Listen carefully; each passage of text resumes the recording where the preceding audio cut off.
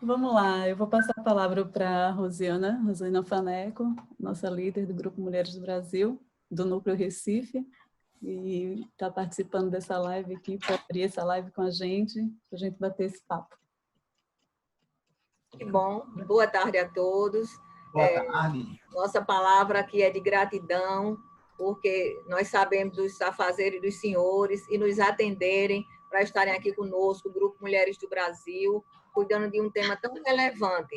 Então, para o doutor José Carlos, o nosso agradecimento pela disponibilidade, né, e pela oportunidade que vão criar para que as mulheres do Grupo Mulheres do Brasil possam refletir e aprenderem como ajudar, né, as crianças, adolescentes e até os pais, né, nessa dificuldade, aliás, nesse tema tão delicado. Né? E hoje, um dia muito especial, dia 18 de maio, onde a gente celebra 20 anos, né, onde foi criado essa data, que é uma data muito mais de reflexão, é uma data de busca de ajuda, de apoio, e nós estamos aqui como Grupo Mulheres do Brasil com essa determinação de apoiar os poderes constituídos, de apoiar o grande trabalho que vocês têm feito e estimular, né, as pessoas, as crianças e jovens a poderem falar das suas dificuldades e também fazer um chamado, um apelo aos adultos, aos pais,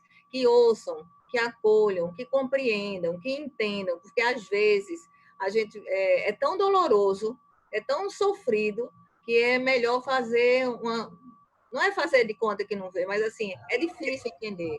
Então, acho que quanto mais a gente falar sobre isso, quanto mais a gente trouxer a temática, quanto mais a gente mostrar que há apoio, que há ajuda, que vocês, né, os canais oficiais, estão prontos para apoiar, ajudar e estimularem as vítimas, né, e tomarem as providências adequadas com os agressores, mais a gente vai ajudar. E é com isso, né, e é nesse sentido... Como a pessoa está em duas mídias ao mesmo tempo. Agradeço e valorizo muito o trabalho do nosso comitê jurídico, através da doutora Luciana Pimentel, que tem se empenhado, ela e o grupo do comitê jurídico, a fazer com que as leis sejam conhecidas, a fazer com que os operadores do direito sejam também fortalecidos, e a gente existe nesse sentido aqui, enquanto Grupo Mulheres do Brasil, para levar a voz, né, e fazer a ponte e conexões entre quem precisa e vocês que podem nos ajudar. Então, sejam muito bem-vindos, estamos muito felizes com essa oportunidade e tenho certeza que esse é um primeiro de grandes encontros e de muitos encontros, onde a gente vai poder compartilhar e definir parcerias, onde a gente possa ser útil, né? Útil à sociedade, útil às crianças, aos adolescentes e a quem mais precisa. E queremos muito já deixar aqui um apelo, que essa reunião não seja só neste momento, e não seja só em vídeo, mas que a gente possa também levar jornadas e discussões às comunidades mais carentes, né? Aquelas que estão mais distantes, né, do conceito, de conhecer as leis, de conhecer os seus direitos. Então, o Grupo Mulheres do Brasil, ele tem a oportunidade de agradecer e dizer que quer com vocês construir alternativas de busca de solução, nem solução, mas de pelo menos e a gente desmistificar, né, um tema tão delicado. E aí eu gostaria de convidar agora a nossa querida doutora Luciana Pimentel, a quem passo a palavra e vai fazer as devidas apresentações. E sejam muito bem-vindos. Nossa gratidão aí pela oportunidade que estão nos dando. Lu? É o microfone. Mais uma vez, boa tarde a todas as pessoas que estão aqui entrando, prestigiando aí esse momento tão importante para nós. É uma alegria imensa representar o Grupo Mulheres do Brasil, nosso núcleo aqui de Recife, nessa tarde, nesse dia tão importante para essa reflexão sobre a violência sexual contra criança e adolescente. Eu ouvi no dia de hoje, num dos materiais um material que foi enviado para mim, inclusive pela Rosiana, que o Brasil é o 11º, ocupa o 11º lugar no ranking mundial de violência contra criança e adolescente, contra o abuso e exploração contra criança e adolescente, e isso realmente não é um dado que nos orgulha, né? Então, eu queria dizer para vocês que significa muito para nós fazermos essa reflexão com a honra da presença do Dr. Salomão Ismael Filho, promotor de justiça, do Dr. José Carlos, juiz de direito, titular da 2ª Vara de Crimes contra Criança e Adolescente. E nós vamos começar a nossa live de hoje. Estou pegando uma... Sabe que tem um monte de pergunta para vocês já, tudo aqui pronto. De qualquer maneira, eu queria começar pedindo ao Dr. José Carlos que nos fale sobre esse conceito de violência sexual infantil, né? E como conversar com essas crianças e esses adolescentes sobre esse tema, no sentido de orientá-los mesmo em casa. Boa tarde a todos. Vou agradecer inicialmente ao convite das doutoras Luciana Pimentel e Rosiana Faneco, dizer que não exerço mais nenhuma atividade acadêmica e, por isso, minha responsabilidade é muito grande falar para professoras, para o doutor Salomão, que é um grande mestre professor. Eu sou apenas aquele juiz operário, né? Eu não tenho mais, já ensinei muito, não tenho mais pretensão nenhuma de ensinar, não tenho mais pretensão nenhuma de fazer absolutamente nada na área acadêmica, até porque o tempo que me sobra eu devoto à minha família. Mas eu agradeço muito essa oportunidade e quero dizer, então, que é uma honra muito grande também trabalhar com o Dr. Salomão, que é um ser humano fantástico, coração maior do que ele, né? É uma oportunidade para mim de vida muito grande trabalhar com uma pessoa tão justa, tão humana, né? Esse espírito de luz aqui que está encarnado, que nos ajuda tanto nessa causa da criança e do adolescente. Então, nesse dia 18 de maio, Dia Nacional do Combate à Exploração Sexual de Crianças e Adolescentes, nós temos que dizer que o problema da exploração sexual de crianças e adolescentes é um problema global, né? Independente de situação econômica, independentemente do país, ele assola todas as classes sociais e ocorre no mundo todo. É preciso debater o abuso sexual de crianças e adolescentes de diversas esferas. É um problema a ser combatido e deve receber a atenção de vários setores, de vários profissionais, médicos, profissionais da educação, profissionais da psicologia, da enfermagem, da terapia ocupacional, enfim, todas as pessoas que lidam com crianças e adolescentes no seu dia a dia devem estar vigilantes a sinais de abuso sexual externados pela criança e pelo adolescente. O que eu tenho a dizer inicialmente é que nós vivemos na era da informação. As crianças e os adolescentes, hoje, eles são viciados em informação, como todo o ser humano dos tempos odiernos, como se diz. Nós estamos 24 horas conectados, 24 horas com celulares, tablets, computadores, né? E essa pandemia veio a tornar mais sólida essa cultura da informação. Então, para a gente informar as crianças e o adolescente, nós temos que mergulhar nesse mundo deles, no mundo dos youtubers, no mundo da era digital. Hoje quase não assiste-se mais a televisão nem aberta, nem a cabo, eles passam o dia inteiro nesses vídeos, nessas lives de YouTube, enfim. Então, nós temos que usar essa plataforma. Então, essa informação que chega à vítima é fundamental para que os abusos sejam descobertos, para que os abusos cessem. Então, é muito comum nas audiências, na oitiva das vítimas, que elas mencionem, olha, vai lá no depoimento acolhedor e diz para a entrevistadora, olha, eu vi na televisão um relato de um caso onde uma menina foi abusada, então eu resolvi falar. E fala, geralmente para alguém próximo. Então, tudo que aconteceu com ela. Então, a informação à criança e ao adolescente é muito importante. Porque muita criança, muito adolescente que é vítima da violência sexual, ele não está ainda inserido, ele não está inserido nesse assunto da sexualidade. E essa falta de informação faz com que eles muitas vezes travem e aceitem a situação do abuso sexual. Não sei se fala um pouco mais, se está bom por enquanto, você aí me tolha que eu sou um falastrão mesmo. Doutor José Carlos, é um prazer ouvi-lo e como eu não vou cansar de dizer hoje da honra que é para nós que vocês tenham aceitado o nosso convite, que estejam aqui num dia tão emblemático para a gente estar conversando sobre um assunto tão sério, ainda mais num momento que a gente está, né, nessa situação de pandemia e de isolamento, que é o que mais chama a atenção, né? Pegando o gancho da sua fala, eu pediria para o doutor Salomão, a gente está numa conversa aqui um pouco mais informal, aí a gente fica aqui, Vossa Excelência e tal. Mas... Nada, não precisa de nada disso. Eu fico um pouco nervoso Zé com e esse Salomão. Um pouco nervoso com esse negócio do tratamento, mas Não, fica tranquila, pode chamar de Zé. Muito obrigada. Então, doutor Salomão, pegando esse gancho aí da fala do doutor José Carlos, a gente precisa saber, as pessoas precisam saber como identificar esses agressores, quem são essas pessoas?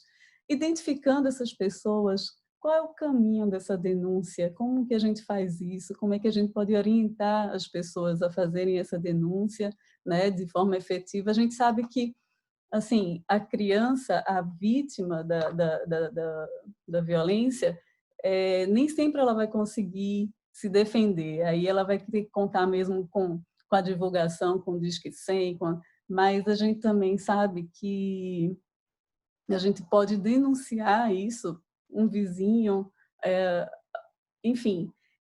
Isso também é um gancho para outra pergunta de uma pessoa que está aqui nos escutando, né, já mandou, mas por enquanto a gente vai ficar nessa. É mais em relação à questão de como identificar esses agressores e como fazer essa denúncia, quem é que pode fazer essa denúncia.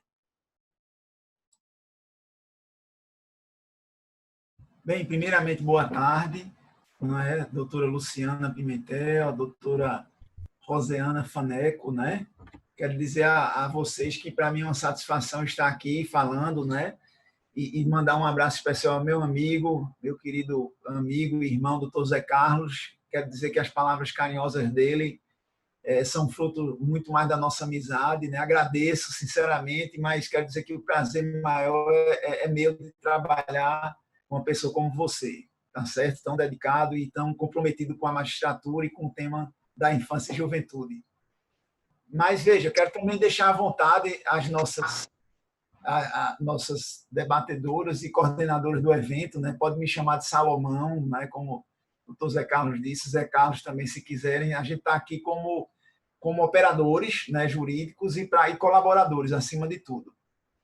Bom, eu queria, antes de qualquer coisa, dizer o seguinte: a gente hoje está comemorando, não é nem comemorando, está, vamos dizer assim, celebrando a luta, né, em solo brasileiro contra o abuso e a exploração sexual de crianças e adolescentes. Né? Esse dia, ele é um dia, não é evidentemente para se comemorar, mas é um dia para você lembrar sempre a memória de uma menina, né, que foi barbaramente assassinada, estuprada, queimada, justamente no dia 18 de maio de 1973, a menina Araceli Sanches Crespo, na cidade de Vitória do Espírito Santo.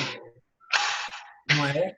Então, esse crime que, na época, mobilizou a sociedade brasileira, até hoje, que infelizmente não plenamente esclarecido, ele deixou marcas profundas. Então, todo o movimento de combate ao abuso e à exploração sexual de criança e adolescente, ele tem esse dia como referência, esse grande dia de luta e mobilização nacional, não é? Em memória, em homenagem a Araceli, que perdeu a vida, né, de forma bárbara e violenta aos 8 anos de idade. Bem, e aí só reforçando, né, que a gente trata muito o abuso e a exploração sexual como se fossem sinônimos. Na verdade, se a gente for ver assim estritamente, vamos dizer assim, ambas são formas de violência contra a criança. O abuso sexual é muito mais uma questão, e aí eu vou chegar depois na pergunta de Luciana, mas veja, o abuso sexual em si, a exploração sexual está muito ligada à questão da prostituição, de você usar comercialmente o corpo de uma criança ou adolescente, né, visando fins de prostituição, auferir vantagem em razão disso. O abuso sexual é você obter o prazer com o corpo da criança ou do adolescente, não é? E sem haver essa questão da prostituição, de dinheiro envolvido, de comércio, e de você, e não necessariamente precisa haver a conjunção carnal.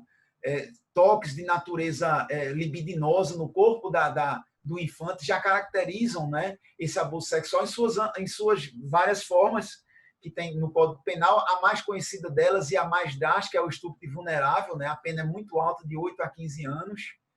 Então, existe, evidentemente, um arcabouço, né, de proteção no nosso Código Penal brasileiro, né? Os crimes dentro do capítulo dos crimes contra a dignidade sexual, está lá os crimes contra a dignidade sexual, liberdade sexual de vulnerável, onde estão, evidentemente, as crianças e adolescentes. Como é que a gente identifica, né? O doutor Zé Carlos já lembrou muito bem a questão dos sinais, primeiro da criança, né? Se ela está muito calada, se ela está tendo pesadelos, se ela está tendo, vamos dizer assim, um conhecimento sexual precoce para a idade dela, não é verdade? Então, tudo isso são sinais que você pode, se ela está se automutilando. Por que isso, né? Porque o abuso sexual, e aí me refiro especificamente ao abuso sexual de criança e adolescente, o perfil do agressor, infelizmente, né? A gente vê isso na grande maioria dos processos que correm na primeira e segunda vara de crimes contra criança e adolescente aqui da capital do Recife. A maioria dos abusadores não é uma pessoa de fora de casa, não é um monstro, não é aquele estereótipo que infelizmente existe, aquele chamado estuprador de rua, mas o abusador sexual de criança e adolescente é uma pessoa de dentro de casa na maioria das vezes. É um padrasto, é um primo, é um vizinho muito perto, é uma pessoa conhecida, e que ele se impõe aí perante aquela criança que não tem dimensão, aquele infante que ainda não tem idade, não tem maturidade, nem física, nem psíquica, para lidar com a complexidade do sexo. E aí, se vê diante daquilo, ele consegue se impor, muitas vezes ameaçando: olha, se você fizer isso, eu vou fazer alguma coisa ruim com seu pai, com sua mãe. Ou então, botando culpa nela: se você fizer isso, eu vou dizer que a culpa foi sua, seu pai e sua mãe vão bater em você, vão colocar de castigo. Então, essa criança ela vai tendo essa dor silenciosa. E isso, infelizmente, acontece muitas vezes durante muito tempo. Então, assim, a primeira mensagem que a gente deixa é a seguinte: pai, mãe, responsável, fique atento a seu filho e sua filha de menor idade, converse com ela sobre isso, sobre orientação sexual.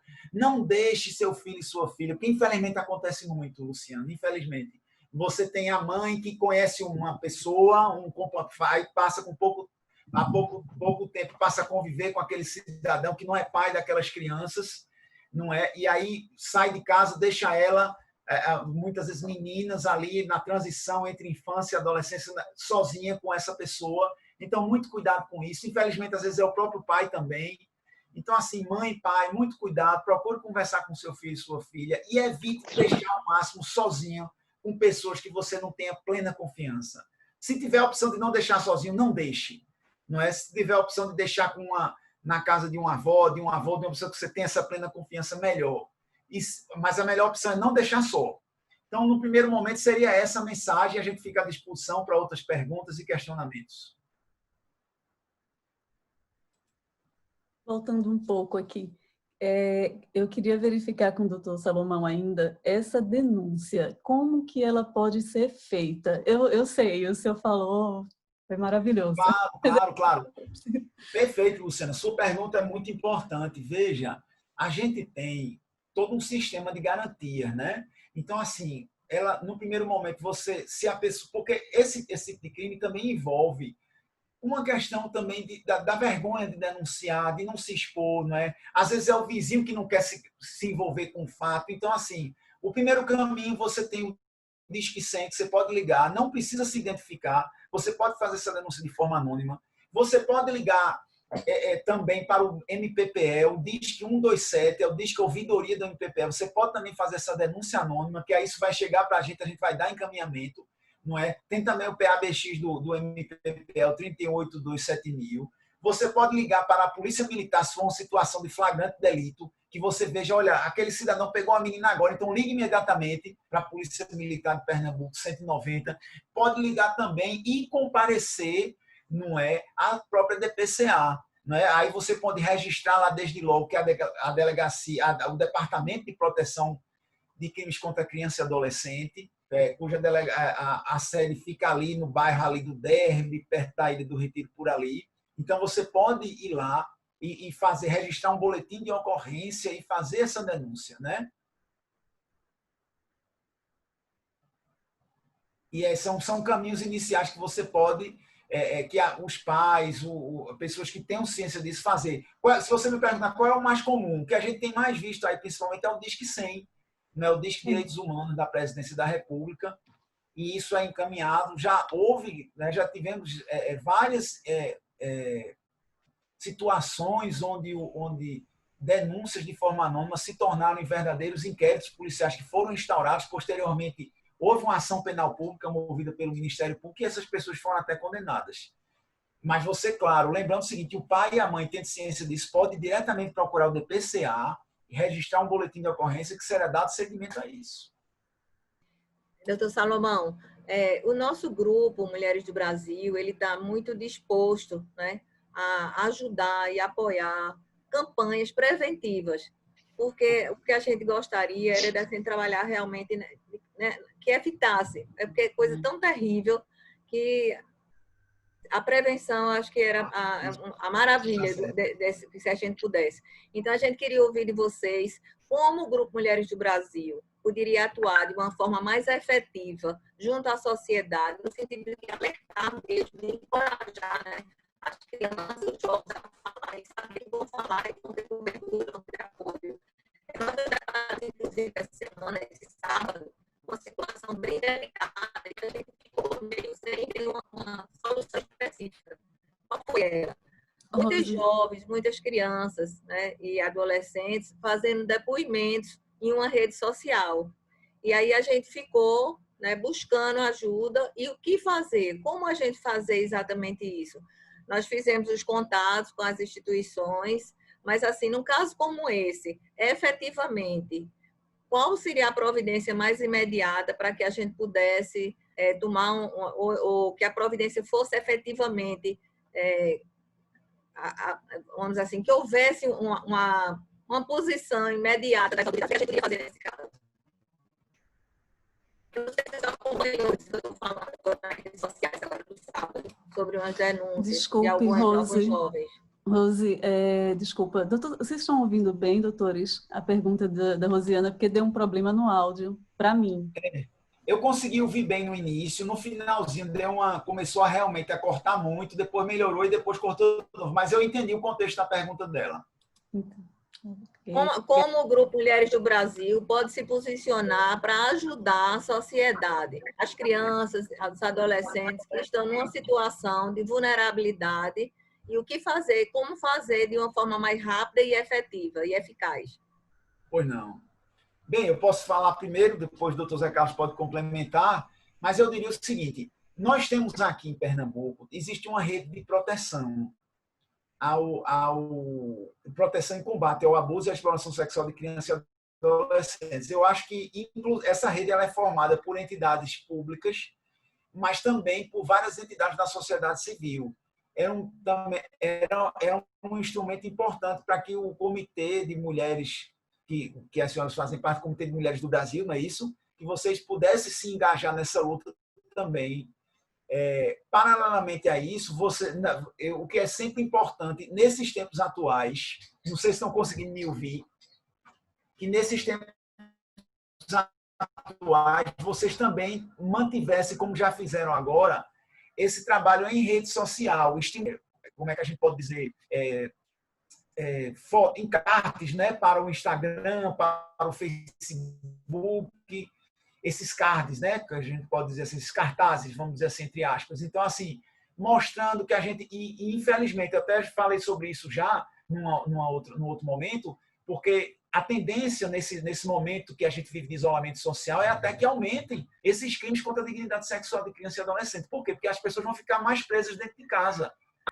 E isso pode ser ruim, né? Já que se o agressor estiver junto com a pessoa o tempo inteiro, a tendência é que as agressões aumentem. Então, assim, é muito importante a gente ter mais esse instrumento de vocês, que vocês usem o Facebook da organização, usem o Instagram para prevenir, para mostrar o que é o abuso sexual de crianças e adolescentes, não é? Para mostrar quais são os caminhos onde deve ser feita a denúncia, não é? e se colocar à disposição. E nada impede também, claro, como eu já disse, esse é o trabalho de prevenção, acima de tudo. Se vocês tiverem condição, tiverem também um núcleo de orientação jurídica, vocês possam fazer também esse tipo de orientação, de pessoas que possam, evidentemente, quando tiver condições, né, de se visitar, quando a gente superar esse momento de isolamento social, também prestar essa orientação jurídica, que a gente tem, por exemplo, a gente tem o GAJOP, que faz e o SENDEC, o Centro Nordestino, que faz um trabalho muito bom também de orientação e de apoio às mães nesse sentido. Mas no primeiro momento, sendo bem objetivo, nesse momento seria nas redes sociais, vocês darem esse apoio e tentar também se engajar nessa rede de proteção que existe. Excelente. Doutor José Carlos, se eu poderia complementar. Claro que sim. Obrigada. O Grupo Mulheres do Brasil também poderia focar, como o doutor Salomão falou, nas redes sociais e também buscar parceria com as escolas. A escola ela é muito importante, não só para os profissionais que ali trabalham, para que eles sejam vigilantes aos sinais de abuso, mas, sobretudo, no aspecto da informação. Muitos relatos nos chegam de várias vítimas, né, nos processos que trabalhamos na vara.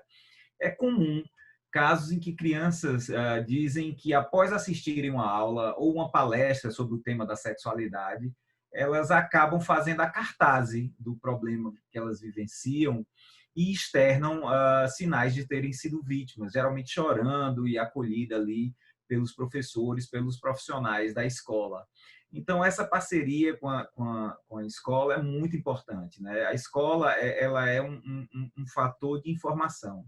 A criança e o adolescente bem informado sobre a temática da sexualidade, ele tem muito mais defesa, ele tem muito mais ferramenta para lidar com a situação do abusador, com a situação de abuso. Então, a escola é essencial que ela dê o conhecimento sobre o corpo, deve ensinar a criança a diferença entre um toque carinhoso e o toque abusivo, né? Então, essa informação é muito valiosa para a criança e para o adolescente, sobretudo as crianças que ainda não têm a noção da sexualidade. Então, esse ponto também é envolto em polêmicas. Infelizmente, hoje em dia, nosso país vive uma politização muito grande, uma polarização muito grande, e isso na pior acepção da palavra. É uma polarização de uma política rasteira, né, que se dá em nosso país, né? Quero dizer que existem aloprados, tanto nas ditas direita como nas ditas esquerda, né, do país, né? E ambos os matizes políticos parecem se beneficiar dessa polarização extrema. E isso atingiu em cheio a escola.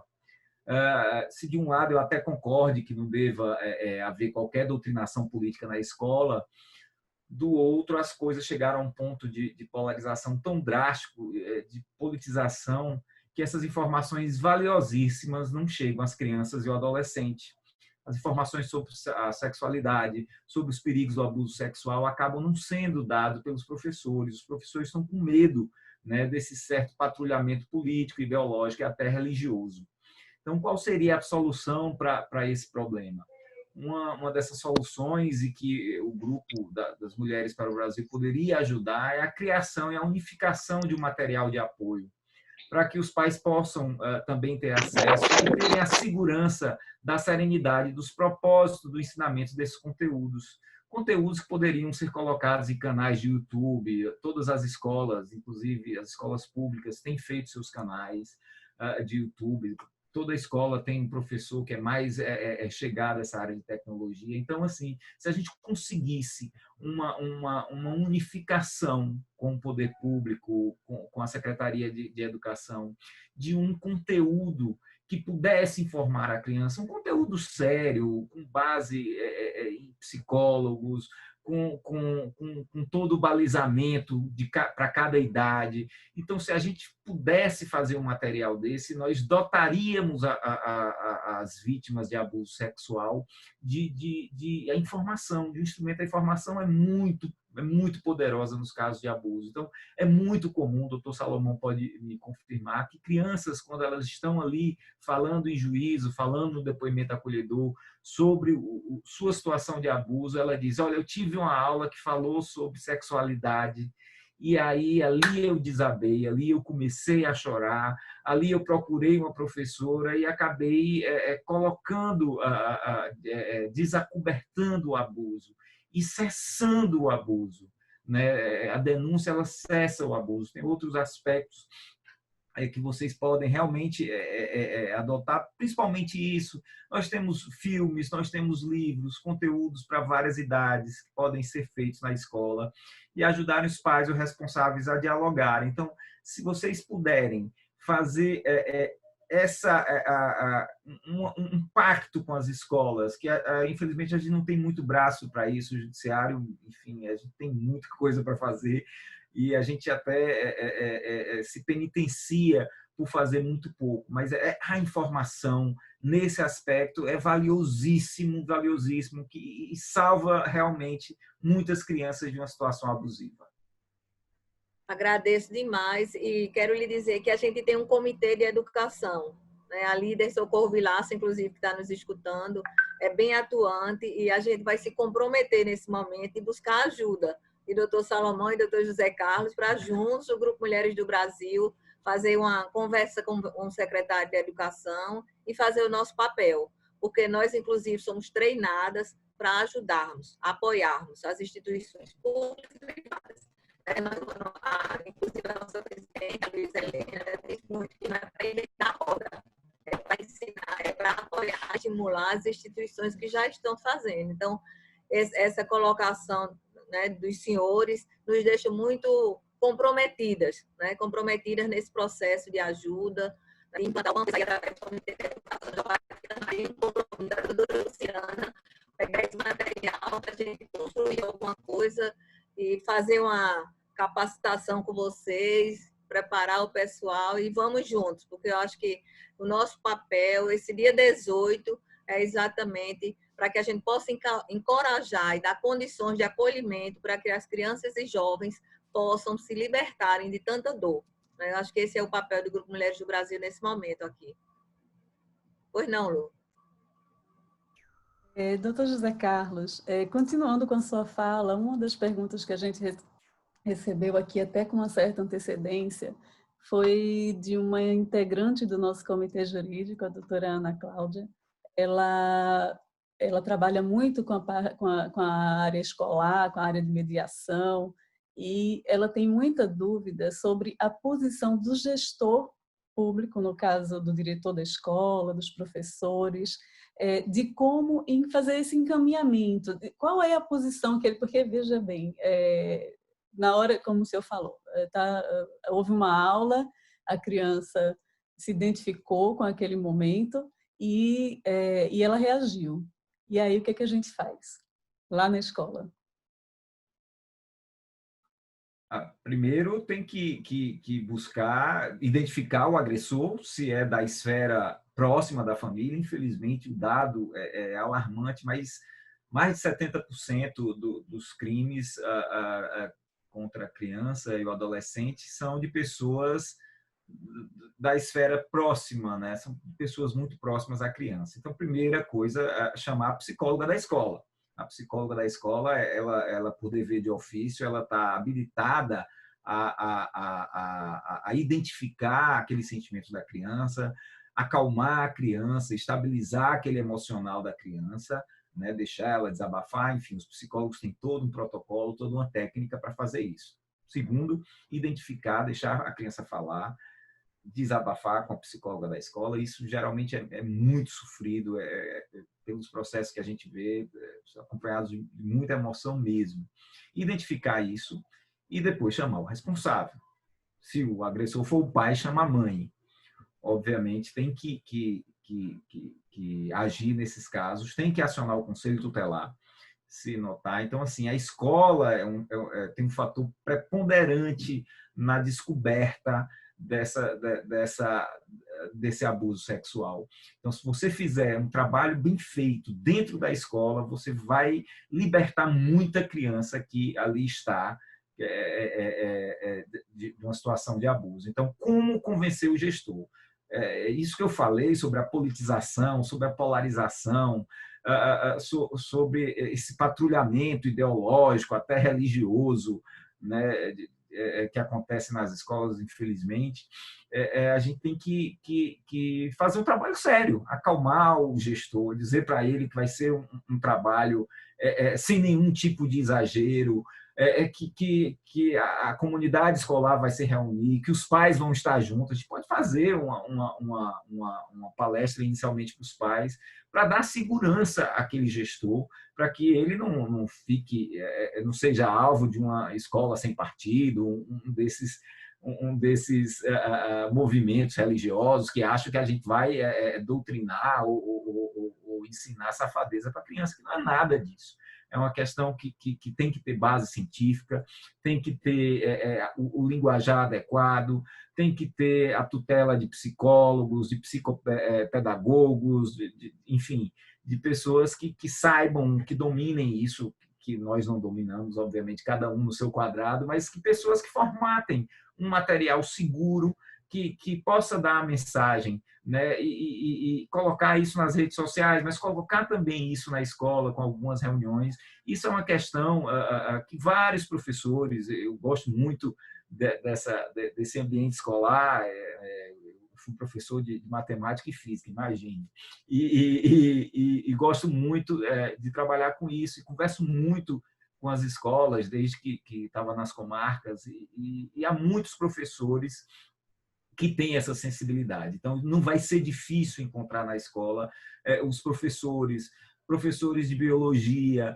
professores que saibam lidar e saibam da necessidade disso. As escolas têm o SOEP, né, que é a orientação. Então, essas pessoas são muito sensíveis a esse ponto e claro, você se apresentando com uma plataforma, com uma mídia, com um material muito bem feito, não vai ter dificuldade nenhuma. Obrigada, Excelência. Vamos lá. Doutor Salomão, a gente sabe que esse isolamento aí está difícil por vários aspectos, né? A gente está vivendo aí uma situação realmente ímpar, nunca vivida por ninguém, e temos falado muito como grupo de mulheres sobre a violência contra as mulheres. Mas a gente sabe também que essa violência contra a criança e o adolescente está aí posta, e nada melhor do que a informação, que o Dr. José Carlos tem falado tanto da importância, né, de como mais que qualquer outra coisa, a informação correta, né, para estar orientando as pessoas que estão envolvidas no processo, tanto na escola como nas famílias e a própria criança. Eu vou pedir perdão, que eu não me lembro qual dos dois falou, mas acho que foi o Dr. Salomão, sobre a questão da orientação da criança em relação o que é que pode tocar, como é que não pode, como é que que ela vai reagir, quem que ela deve falar. Mas aí a gente está falando de uma coisa mais próxima, mais física. Em tempos de pandemia, como fica o assédio sexual contra criança e adolescente pela internet?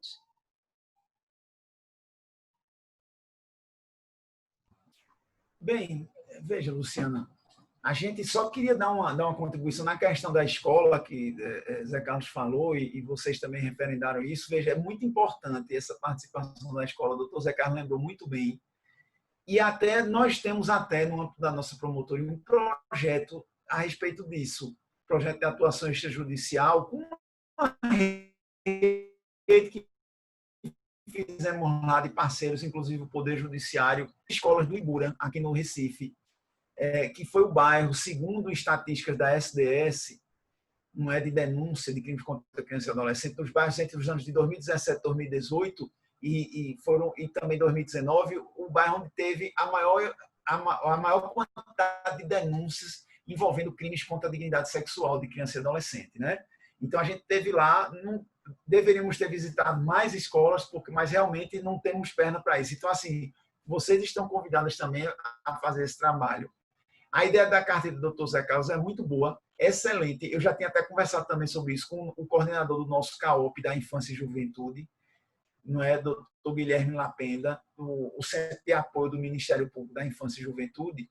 E é muito importante, porque você não pode, certamente a gente não vai conseguir ir em todas as escolas do Recife, mas você, através de uma cartilha dessa, você consegue chegar lá, através da distribuição, da reunião com gestores, não é? E e divulgando esse conteúdo. E quem sabe até, olhando um pouco mais adiante, uma reunião específica com as secretarias de educação, somente a do Estado, mas a do Estado é do Recife, para tratar aí da inclusão como disciplina obrigatória da orientação sexual. Seria algo também interessante. Não é livre, não, deixando bem claro que não é uma questão de ideológica, mas uma questão, sobretudo, vamos dizer assim, vital, né? Essencial para que o indivíduo tenha essa orientação básica, pelo menos, daquilo do que é o sexo e do que significa.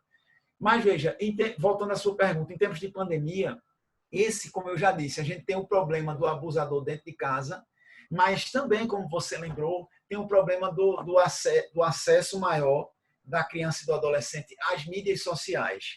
Então, assim, os pais precisam ter muito cuidado com isso. A partir do momento em que uma criança e um adolescente está tendo acesso a um celular com internet, ele está tendo acesso ao mundo inteiro ali. Tem muita coisa boa, mas também tem muita coisa ruim. Então, assim, cabe aos pais estar fiscalizando, não é, os aplicativos de rede social dessa criança e adolescente, né? Hoje tem vários, não tem só o WhatsApp. A gente pensa logo em WhatsApp, Instagram, Facebook, mas tem outros. Tem um tal de TikTok que minhas filhas vivem nele. Então, a gente precisa ter muito cuidado com isso, né? Que eles aprendem a fazer clipe, não sei o que, e a dançar. Enfim, tem que ter cuidado, né? Os pais têm que estar antenados. Não adianta proibir, porque eles vão buscar de outra forma, mas fiscalizar, orientar, estar frequentemente acompanhando isso, porque muitas vezes vamos dizer assim, aquela pessoa, e aí vamos falar assim, até usar um conceito da medicina, que não é um conceito jurídico, mas é um conceito da medicina, o pedófilo. Muitas vezes ele está atrás das redes sociais à procura de criança e adolescente, se fazendo passar por um colega, por uma pessoa da idade deles ou delas. Então, assim, os pais precisam ter muito cuidado com isso, procurando saber quem é essa pessoa, com quem você está conversando, o que é que você está tratando, e fiscalizar mesmo. Não tem que ter. Não existe essa questão de direito à intimidade de filho para pai, não. Filho de menor idade não existe, não. O pai tem que ter acesso ao celular mesmo e saber com quem ela está falando, que tipo de rede social ela está utilizando, para depois não. Ele está fazendo isso em bem da criança e do adolescente, para depois não sofrer mais tarde, né? Não ter consequências muito piores disso. Então, assim, tem isso, e claro, tem também um outro contexto também, que é o seguinte, aquelas pessoas que têm essa tendência, não é? Mas que também é um crime, ou seja, você compartilhar informações de natureza pornográfica envolvendo criança e adolescente. Então, só isso aí, veja só, imagine o que é lamentável, mas infelizmente existe, o doutor Zé Carlos sabe disso, que a gente infelizmente tem processos com esse tipo de conteúdo lá, mas veja, uma pessoa que baixa uma fotografia de uma criança ou adolescente, não é? Menor de 18 anos ou menor de 14 anos, em situação erótica, sem roupa, por exemplo. Só isso aí, simplesmente o fato de você compartilhar uma informação com esse conteúdo, isso já é um crime. Então, assim, também a gente tem que estar atento com isso. Certos sites, certos programas de internet, né? Claro que isso envolve até uma competência da Justiça Federal, quando está no âmbito aí da internet e tudo mais, mas, assim, muito cuidado com isso. Eu já recebi queixa de pessoas narrando que num grupo de amigos e tudo, um deles postou uma foto de uma criança em situação de erotismo. Veja, isso é um crime. A gente não pode tolerar isso também, não. Está absolutamente errado. Se alguém faz parte de algum grupo social, alguém posta uma foto nesse sentido, saia desse grupo imediatamente, denuncie, porque isso está errado. Não é? Enfim, não sei se respondi a pergunta. Eu fui abrir meu microfone. Eu queria só claro. um adendo, Salomão. Eu tenho, você sabe, eu gosto muito da área de tecnologia, porque desde cedo, né, desde a década de 80, eu lido com computadores e foi parte da minha formação. Mas o que é que a gente tem que ver também? A orientação, porque a gente tem que ver que tem muitos pais que são analfabetos digitais. E tem muitos pais que, pela própria situação sociocultural, pela própria base educacional que teve, né, o filho na escola pública, ele não tem absolutamente ideia do que pode acontecer, dos perigos, porque não passa nem na cabeça, porque realmente não opera, não entra muito na internet, enfim, é um usuário incipiente, é uma pessoa que não tenha essa questão, seja por questão econômica, sociocultural, seja uma questão de pessoas que são analfabetos digitais, que têm uma formação brilhante e não tem isso. Então, já digo, se poderia ver em alguns convênios com a CETIC do Tribunal de Justiça, com o pessoal da informática do Ministério Público, identificar aquela pessoa que possa se voluntariar a fazer ele vai treinar treinadores para que vá à escola também dar essas orientações, né? Meus meninos, desde muito cedo, a minha casa é muito internet livre, então todos eles têm muita tecnologia na mão, eles estudando e fazendo as tarefas deles, eles têm o direito de fazer o que quiser com o tempo livre, desde que faça a educação física 3 vezes por semana, se quiser passar o dia na internet, está franqueado. Então, eu converso muito de perto com eles sobre isso.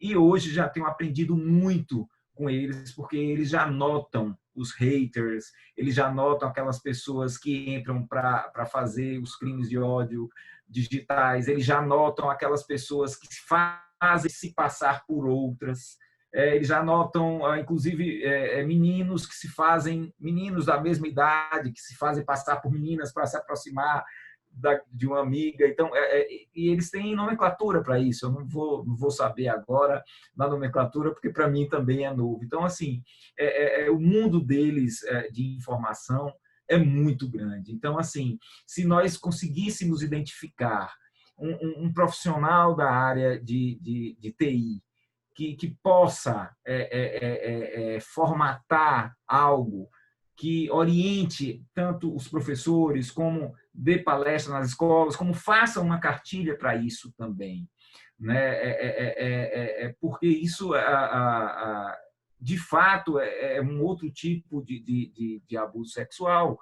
As pessoas têm as suas imagens, sua intimidade vazada na tenra idade, né? Aquilo choca muito. Eu acompanhei alguns casos, conversei com algumas vítimas disso. Então, assim, as pessoas chegam a tentar suicídio porque veem ali a sua intimidade, mandou nude, o namoro acabou e aí passou para outros colegas, e daqui a pouco isso ganha um mundo e só o tempo resolverá, porque nada mais, depois que está na web, você consegue rastrear e deletar tudo. Então, ali só o tempo, só passando a crise de identidade muito grande. Então, outras, digamos, a escola é um foco primordial que a gente pode ajudar muito, né? Depois, numa próxima fala, aí a gente vai falar também do lado de cá do judiciário, o que é que a gente poderia albergar como projeto para vocês.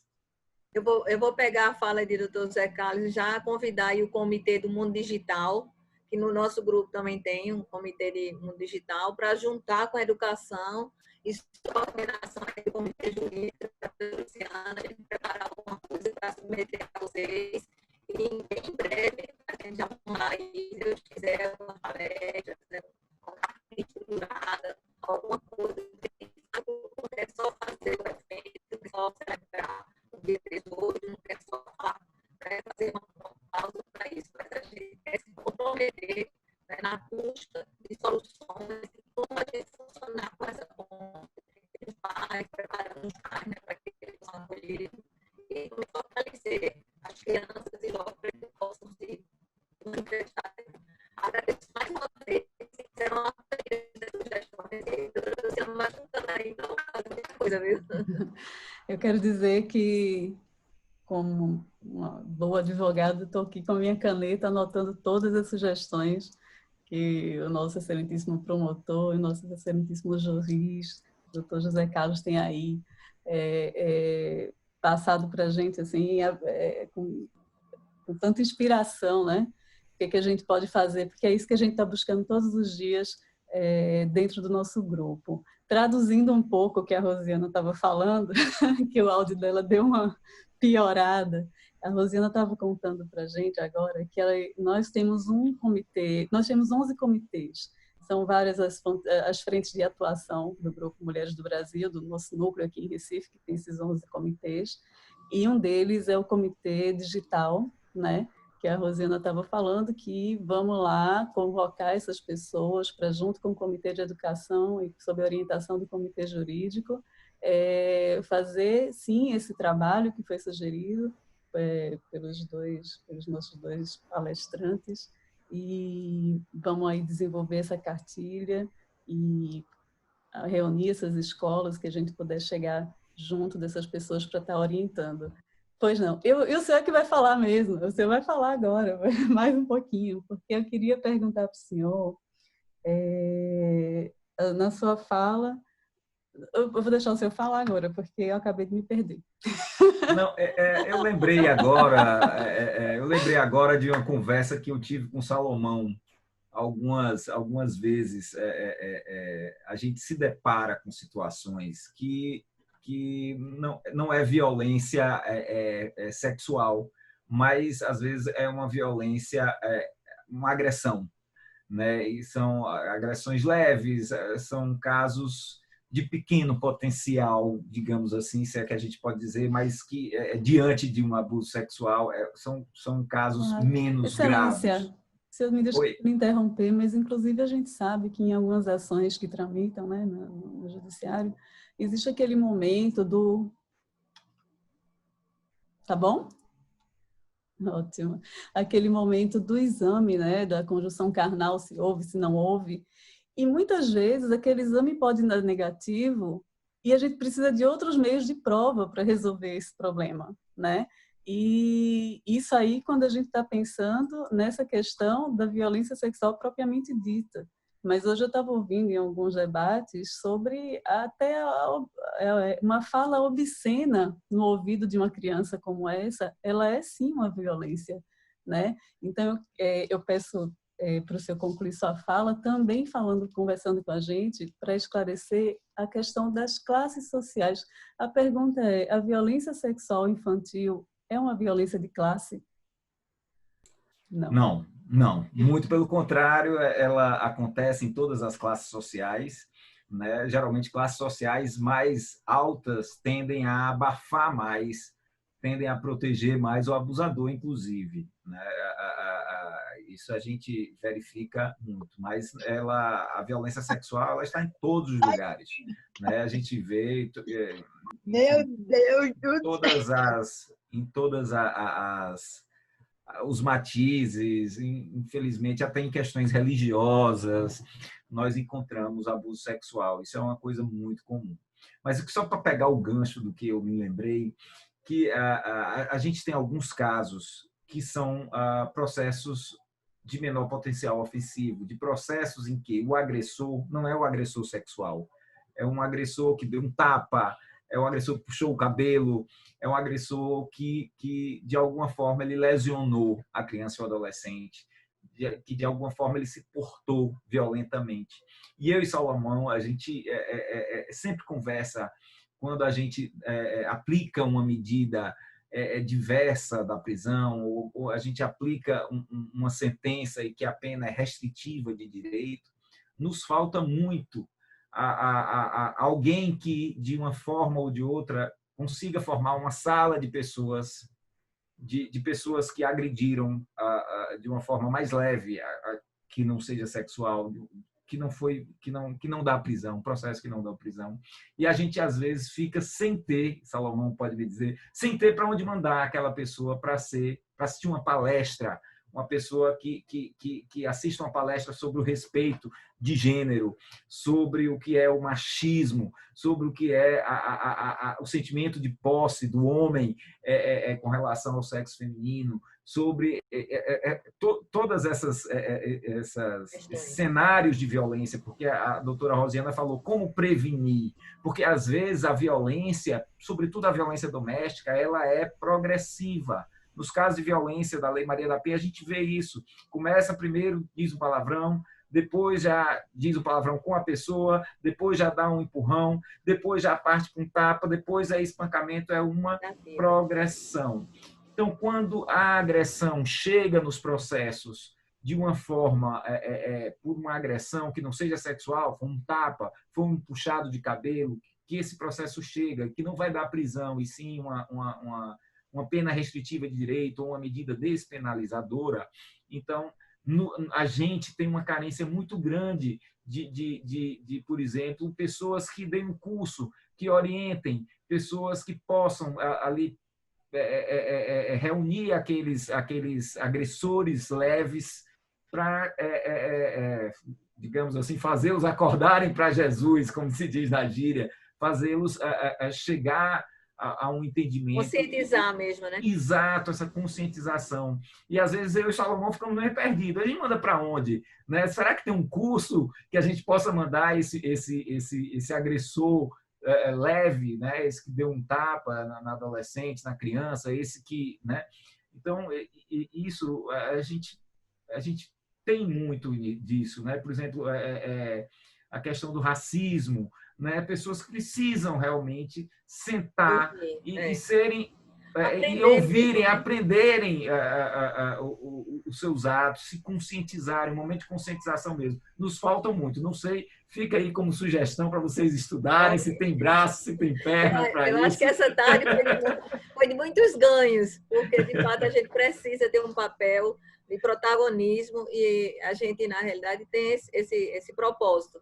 Eu agradeço muito as contribuições, acho que foram excelentes, e fica o dever de casa. E a gente tem muito interesse em fazer esse dever de casa bem feito, né? E a gente se preparar. Nós, inclusive, estamos preparando um material sobre comunicação, né? Para que a gente possa fazer um trabalho com os homens, né? Na questão da própria comunicação. A gente sabe que a gente precisa ensinar, desaprender para aprender o certo, né? Muitas crenças que foram postadas na cabeça de cada um de nós, muitas vezes, né? Então, muitos preconceitos, muitas coisas que estão arraigadas. Então, precisa ser desfeito, né? Para poder aprender o novo. E nós temos comitês maravilhosos, pessoas tecnicamente qualificadas, capacitadas, voltadas para esse bem comum.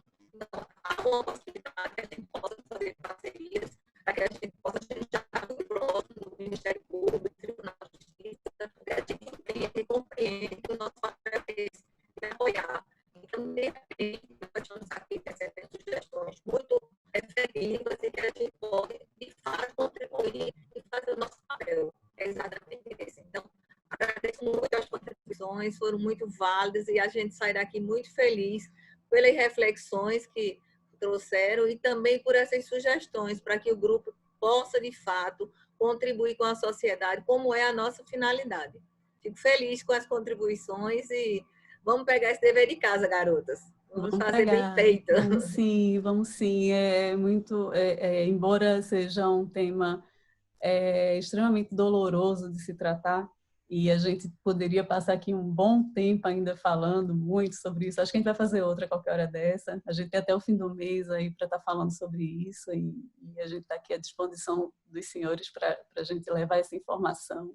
A gente tem aqui uma audiência muito legal, assim, a gente está com a doutora Tereza Nogueira, delegada, assumiu agora a Delegacia de Proteção ao Idoso. Nós temos amigos muito queridos, nós temos aqui integrantes do núcleo.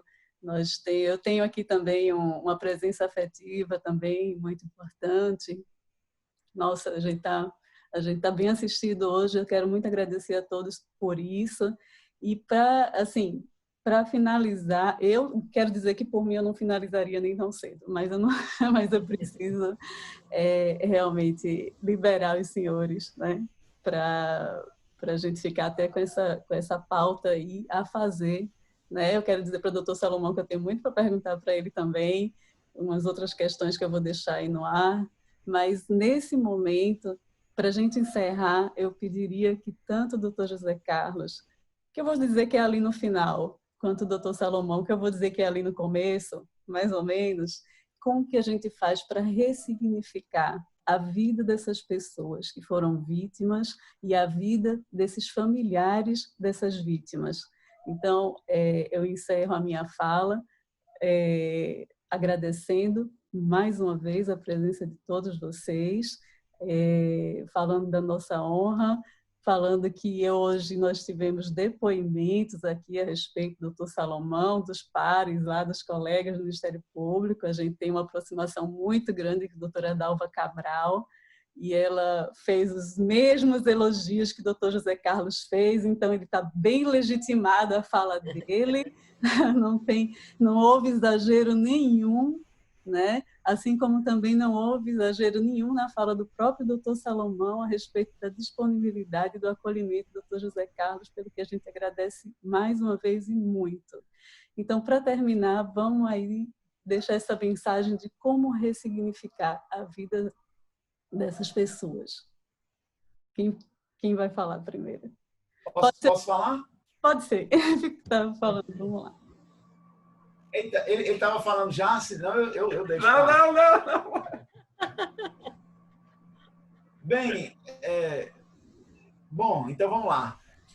Eu queria primeiro mandar um abraço para a doutora Tereza Nogueira, né, delegada de polícia que está nos ouvindo. Eu até fiquei na dúvida se era ela ou não, mas eu vi o nome lá. Me dá um abraço, tive o prazer de trabalhar com ela em São Lourenço da Mata. Então, vai aí o meu abraço especial para a doutora Tereza. E também para todos os demais telespectadores. Eu vejo que o nosso psicólogo do MPPE e do Judiciário também, Paulo, está acompanhando também, excelente profissional. Enfim, todos os demais aqui presentes, né? Minha esposa Paula também, que está acompanhando, um grande abraço para ela, um beijo. Meus caros, veja, claro que aí essa pergunta final envolve conceitos também de psicologia, né?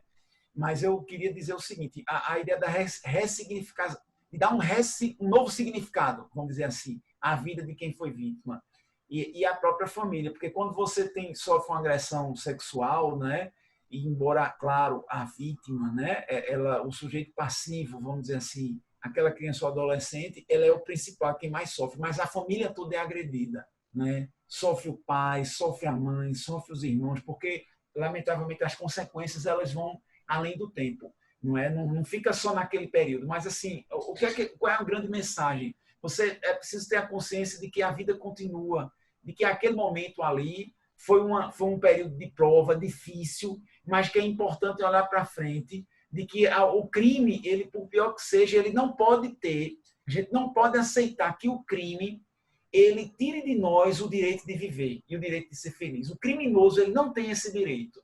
Ele não tem esse poder, ele não tem esse direito, não tem esse poder. Então, claro que é sempre mais fácil falar, mas a gente precisa enfrentar esse dano que foi feito e a melhor forma é o quê? Claro, prevenir. Mas se aconteceu, que você enfrente o problema, denuncie, leve aquela pessoa que cometeu aquilo a resgatar a sua dívida, porque ela contraiu uma dívida com a sociedade, precisa pagar a sua dívida, e procure esquecer aquilo, olhar para frente, que é o que a gente mais diz, né, doutor Zé Carlos? Que as vítimas, os familiares, olhem para frente. Passou aquele processo ali, vá seguir sua vida, deixa aquilo com o judiciário, com as partes envolvidas, com o Ministério Público, que vai se dar, vai se procurar fazer justiça, né? Claro que da forma mais ampla, com direito à ampla defesa, respeitando o devido processo legal.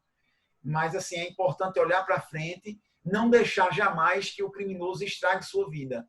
Não é? Claro que, além disso, não basta só umas palavras de momento, é importante que a família dê um apoio psicossocial à vítima, na verdade, encaminhe para um tratamento psicológico, porque, na grande maioria dos casos, é necessário, não é? Se não tiver condição, procure lá o Poder Judiciário, tem o CRIA, que é um centro de referência e atenção às vítimas a criança e adolescente vítimas de crimes. Então, o CRIA pode dar esse apoio, fazer esses encaminhamentos, inclusive para a rede de proteção, os CREAS e CAPS, respectivamente. Então, essa é a mensagem acima de tudo, de esperança, de que que a sociedade civil, junto com o poder público, possam continuar essa luta. Então, essa disponibilidade do Grupo de Mulheres do Brasil é muito importante, é muito bem-vinda. Acho que vocês têm muito o que fazer. Muitas vezes o poder público, ele até por conta dos princípios que está envolvido, né, com os quais ele está envolvido, ele é um pouco mais lento, e a iniciativa privada ela pode ser muito mais ágil nesse sentido e continuar dando essa resposta que a sociedade tanto precisa. Então, muito obrigado pela atenção Isso não é uma despedida, é um até breve, que essa live ela seja o início de várias outras e também de ações concretas. Que bom. Deixa eu ver.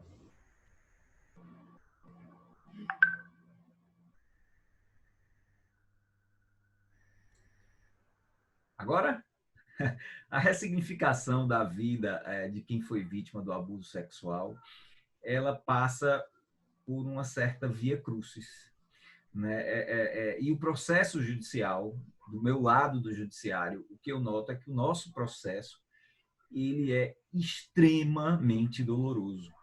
Então, assim, a nossa equipe interdisciplinar de escola é uma equipe maravilhosa. O pessoal do CRIA, os psicólogos, o pessoal do depoimento acolhedor, são pessoas vocacionadas que amam o que fazem.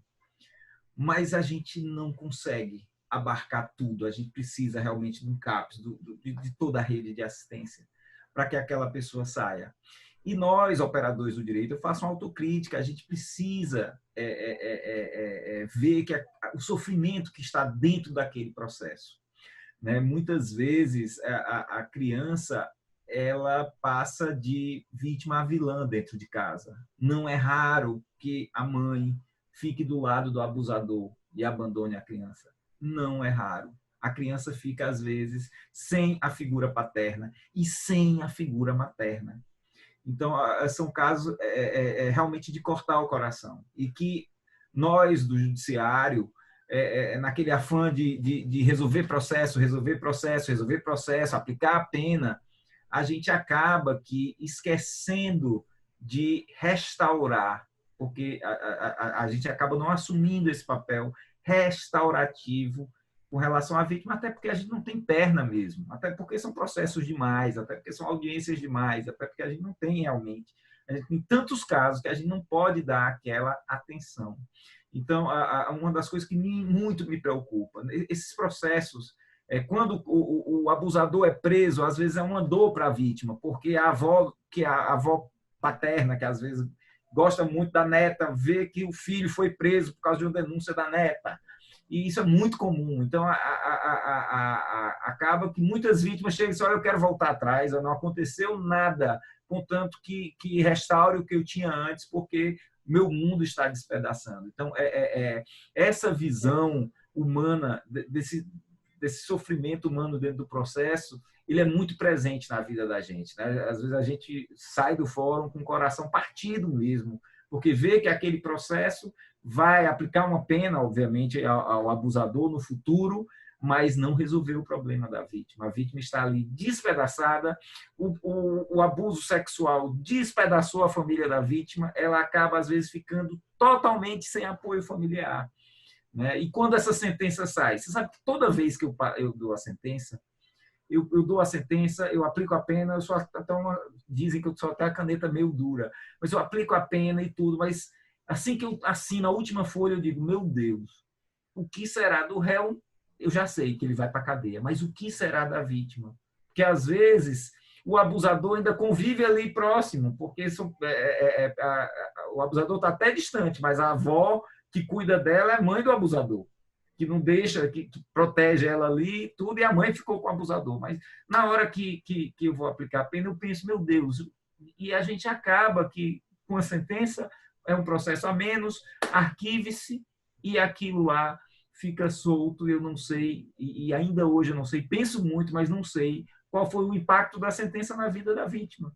Não sei que orientação a vítima recebeu, porque esses crimes de abuso sexual, eles trazem um componente de culpa muito grande. A vítima, ela sente-se culpada de alguma forma pelo que aconteceu. Então, assim, o ser humano, e eu fiz terapia há alguns anos para descobrir isso, o ser humano ele é viciado em culpa. Né? A culpa é que nos aprisiona. Né? O perdão que a gente outorga ao outro, a gente tem que outorgar a nós próprios. Né? Então, a vítima não tem ferramenta para isso. Então, precisa de um tratamento psicológico a longo prazo. E nós, do judiciário, nós não resolvemos isso. Infelizmente, a gente não tem a estrutura que abrace essas sequelas do processo, para que a pessoa se reinvente. mas as pessoas se reinventam. A palavra final é de esperança, né? A criança, ela perdoa muito mais facilmente do que o adulto. Não, a criança, ela sendo bem orientada, ela consegue sobreviver àquilo. Eu conheço muitas pessoas, até do núcleo pessoal próximo, que hoje são advogados, juízes, que sofreram abuso sexual e conseguiram sair. Então, a palavra é de esperança. Se sai, agora a gente precisa ver o impacto desse dano, que nós, enquanto judiciário, é a autocrítica que eu faço. Muito obrigado para vocês, um abraço grande, se cuidem, fiquem em casa, porque não está para brincadeira. Anteontem perdi um primo médico, tinha 70 anos, e ele não resistiu à Covid. Com todo o tratamento alternativo que deram, né? Muita gente, doutor Eduardo, promotor de justiça, perdeu uma prima hoje do Covid, ou seja, os mortos estão chegando muito próximos a cada um de nós, e que Deus nos proteja nesse momento, e que essa maluquice que tomou conta do país, que os governantes parem de brigar por política e venha a se compadecer do povo, que os governantes parem de fazer loucura no meio da rua e venham se compadecer do povo, porque não está fácil, realmente não está fácil, é uma questão econômica, mas é uma questão humana, todo mundo parou, nós temos que parar. Então, é essa mensagem, esperança, tudo isso vai passar e o mundo, se Deus quiser, há de evoluir para um mundo melhor. Um abraço grande, uma boa tarde. Então, fica aqui nosso agradecimento, nossas palavras de gratidão, dizer para vocês o quanto foi importante. E, com certeza, essa live foi um marco, uma grande parceria do Mulheres do Brasil, através da liderança que está aqui presente, da nossa querida doutora Luciana, a buscar, ajudar e apoiar essa rede, que pode fazer um grande trabalho na sequência do que vocês já fazem. Parabéns pela forma como foi colocado, pela leveza com que trataram de um tema tão delicado, tão importante. Estamos muito felizes, muito orgulhosos de ter proporcionado uma reflexão nessa etapa. Muito obrigada. E, de verdade, eu vou estar junto, como a doutora Luciana disse, essa vai ser a primeira de muitas.